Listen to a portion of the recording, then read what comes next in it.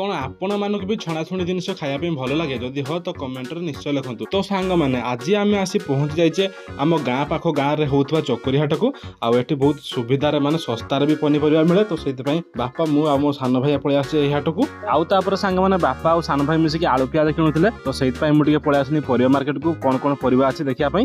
तो सांग मैंने आपण मानक परिया भितर कौ परिवाटा खायापी भल लगे कमेंट निश्चय लिखे। आउे सांग मैंने मु आउ अगन मिसिक पलैले चप्पल दुकान को कारण अगन गोटे चप्पल किणवार थिला।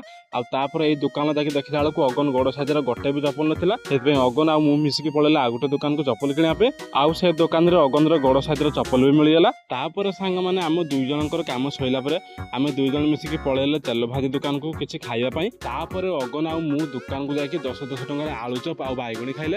आदि आपण मानक एत पर्यंत वीडियो देखि वीडियो भल लगी तो वीडियो को गोटे लाइक आ चैनल को सब्सक्राइब कर बेल आइकन को ऑल रे प्रेस कर देबे।